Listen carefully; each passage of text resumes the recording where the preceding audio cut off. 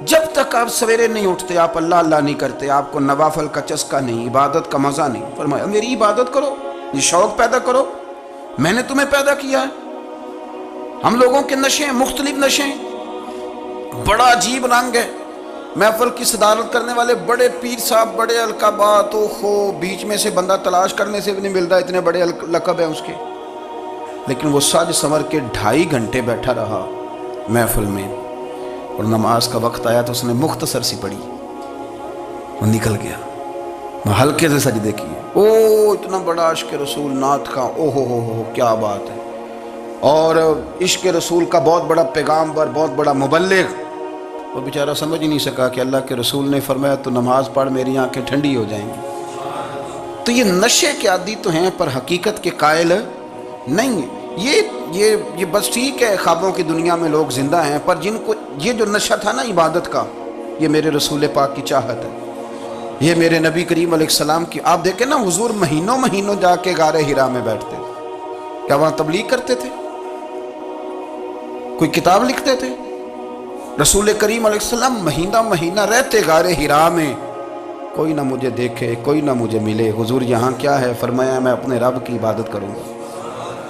نبی کریم علیہ السلام نے سجدوں کے ساتھ پتھروں اور پہاڑوں کو آباد کر دیا، سجدوں کے ساتھ۔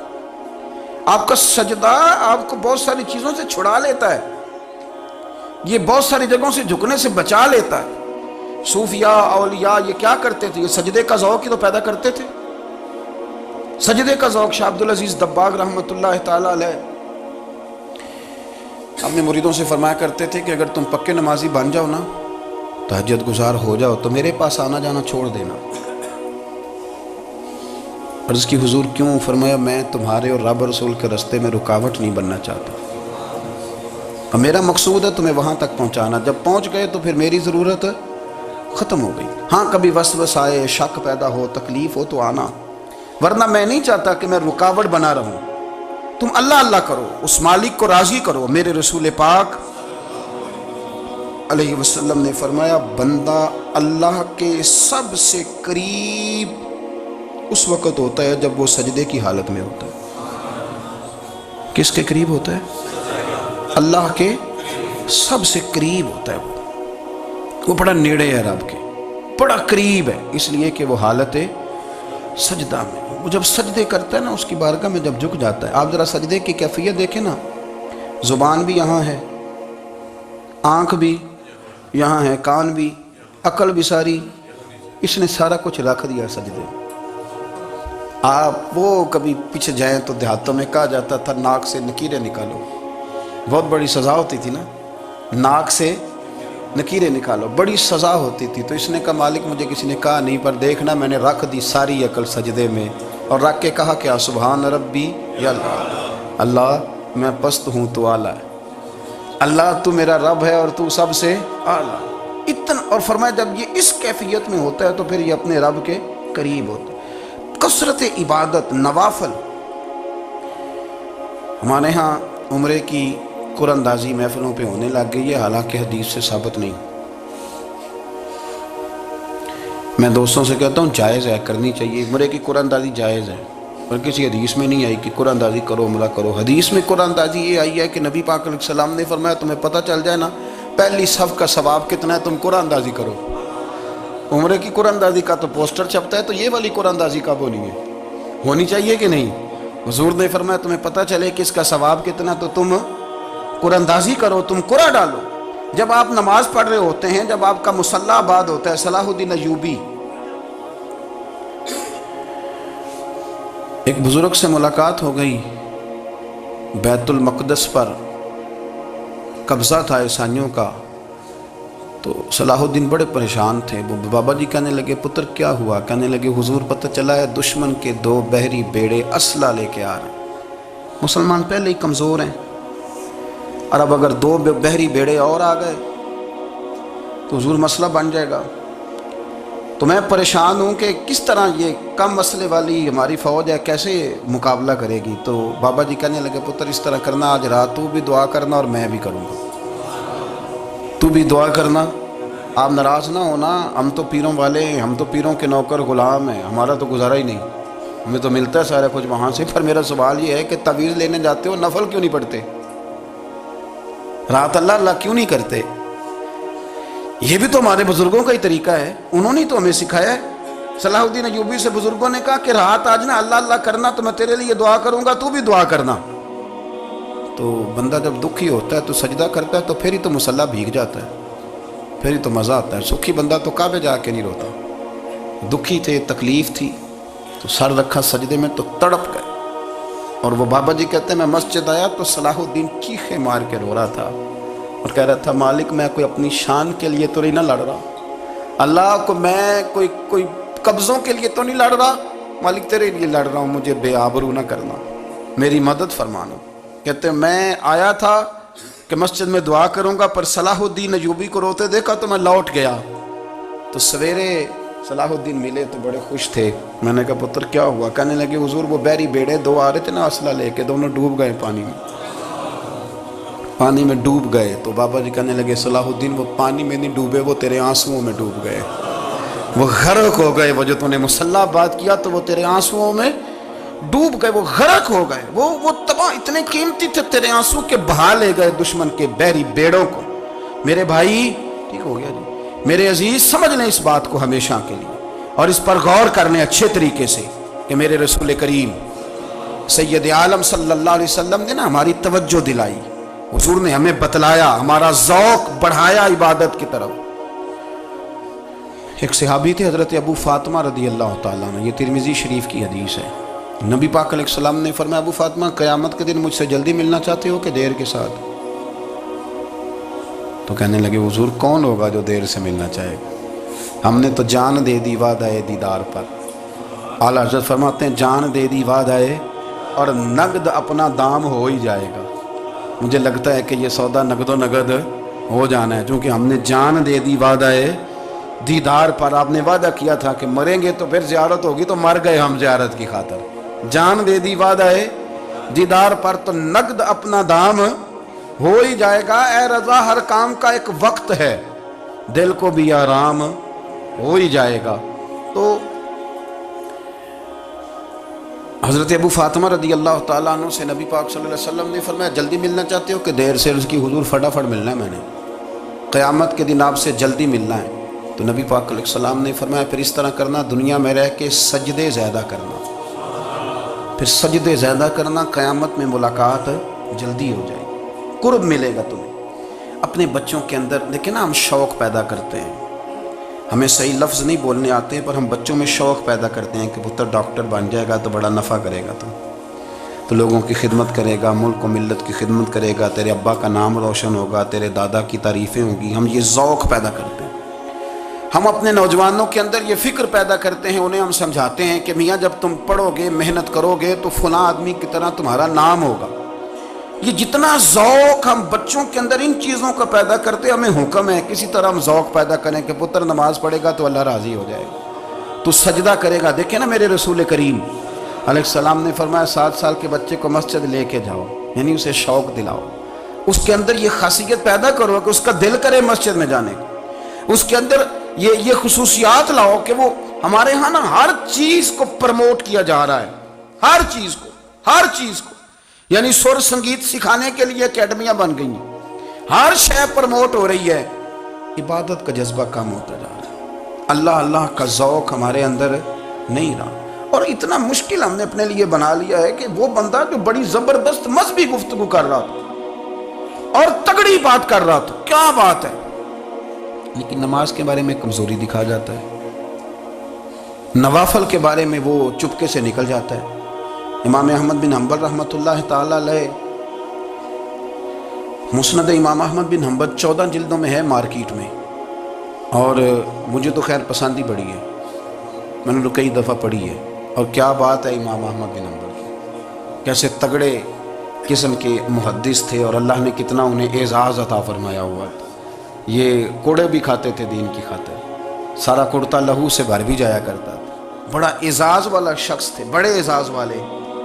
حدیثیں جمع کرنا، حدیثیں لکھنا، حدیث پڑھانا، سارا دن رہتے تھے۔ کہہ سکتے تھے کہ میں کر تو رہا ہوں کام، اور حدیث بھی موجود ہے کہ عالم عابد سے افضل ہوتا ہے، پر اس کے باوجود امام احمد بن حنبل رحمۃ اللہ علیہ 300 نفل فرض نمازوں کے علاوہ پڑھا کرتے تھے، 300 نوافل روز پڑھا کرتے تھے۔ ان کے بیٹے نے کہا ابا جی مکان خریدنا ہے تو کوئی جگہ کہاں کر کے لوں، بہت ساری آبادیاں، تو فرمایا پتر وہاں لینا جہاں مسجد قریب ہو۔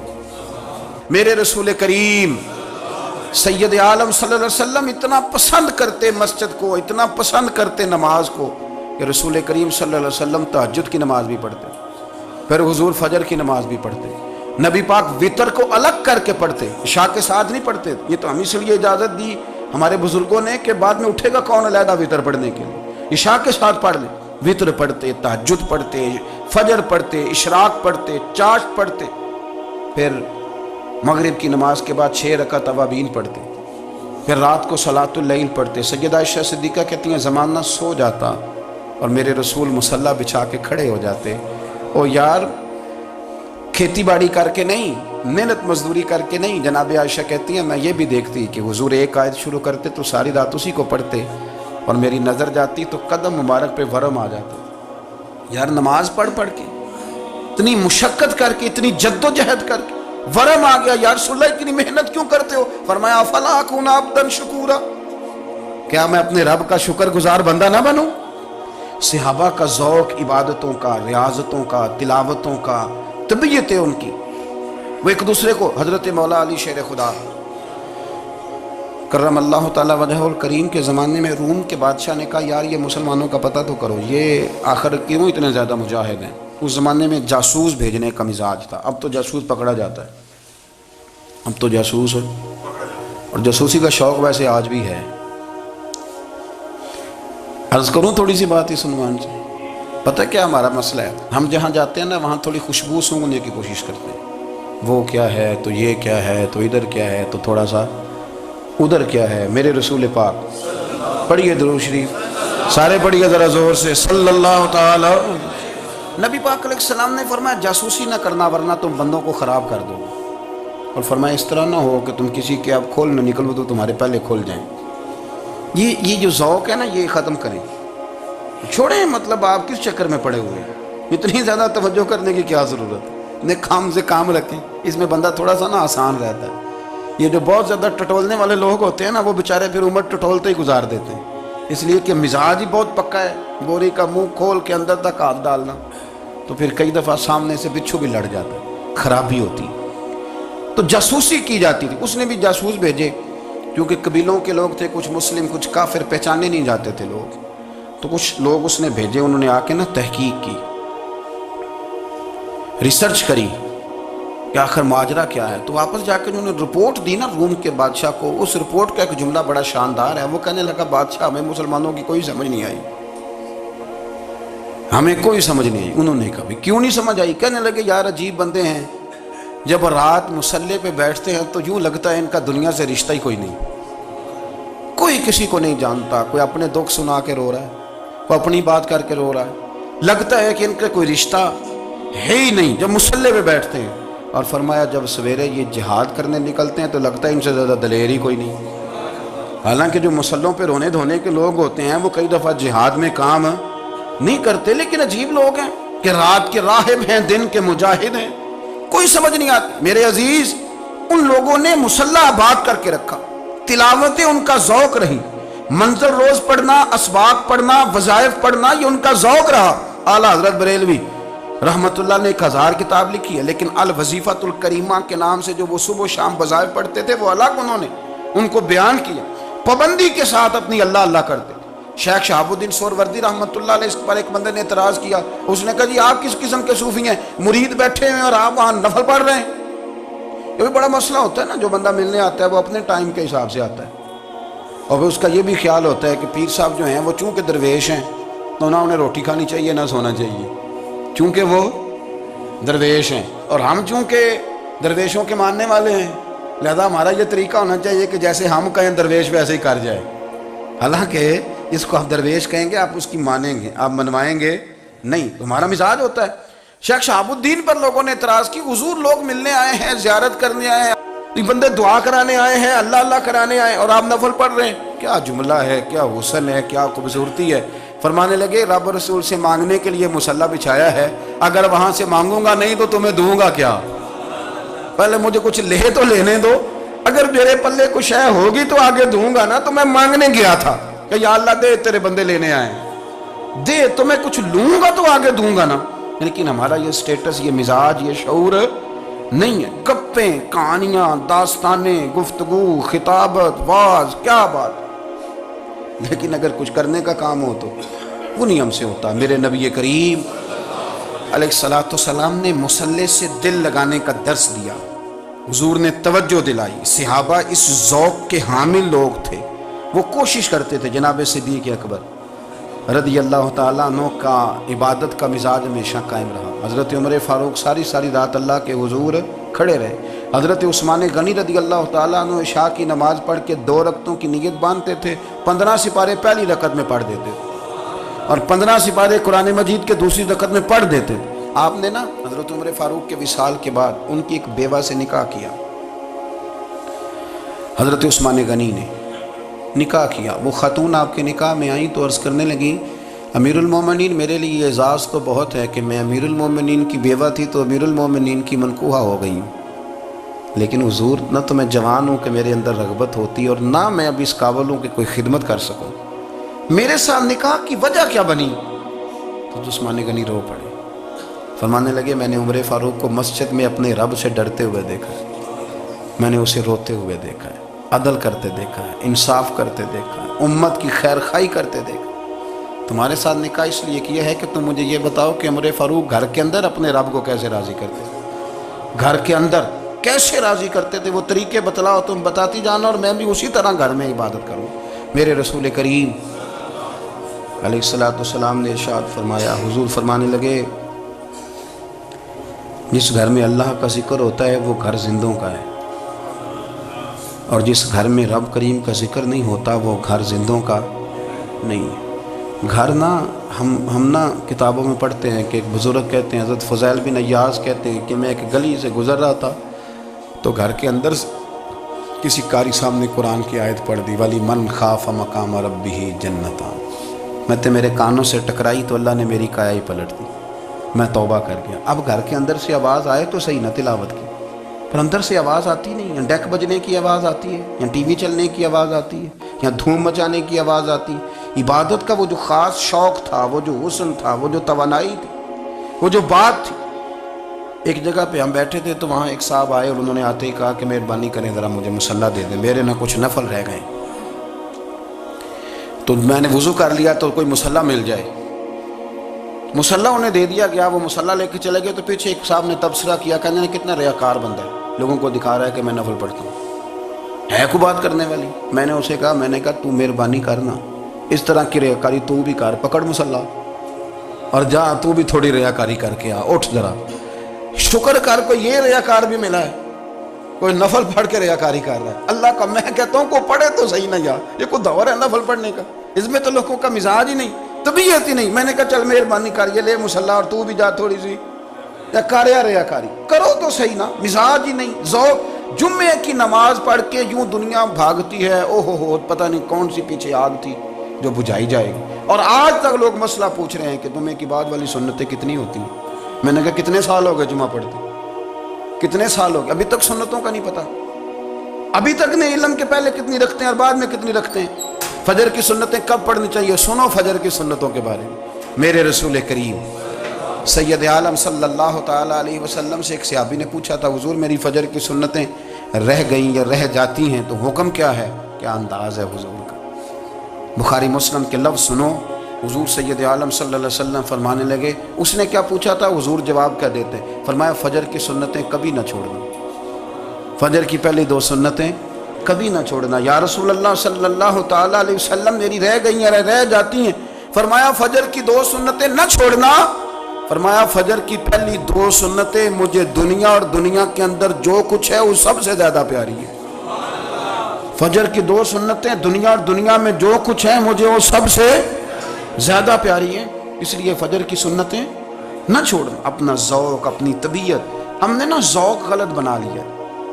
اگر 20 بندے کہہ بھی دیں گے تو نے بڑی شاندار تلاوت کیا تو کیا اس سے بنے گا، 100 بندہ کہہ بھی دے تیری کیا بات ہے، کیا بات ہے نعت خاں کی، کیا بات ہے علامہ صاحب کی، پیر صاحب کی، پیر مہر علی شاہ صاحب، रहमत उल्लाह अलैह। आप तशरीफ़ फरमा थे तो आपके एक ही बेटे बाबूजी जिनको कहा जाता है,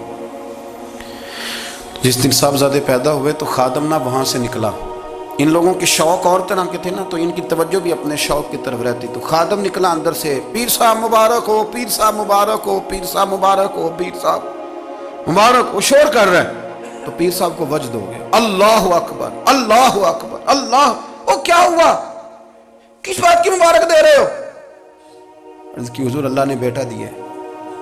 तो आप फरमाने लगे, अच्छा हुजूर आप क्या हुआ, आप तो परेशान हो गए। फरमाने लगे, जब तूने 3 दफ़ा कहा ना मेहर अली को मुबारक हो, तो मैं समझा था शायद तुझे किसी ने बता दिया है कि मेहर अली से अल्लाह राज़ी हो गया। मैं समझा था कि शायद तू ये खबर लेके आया है कि किसी ने बताया है कि मुझे आज खबर मिली है कि मेहर अली से रब, अच्छा पुत्र हुआ है, अल्हम्दुलिल्लाह अल्लाह का शुक्र है।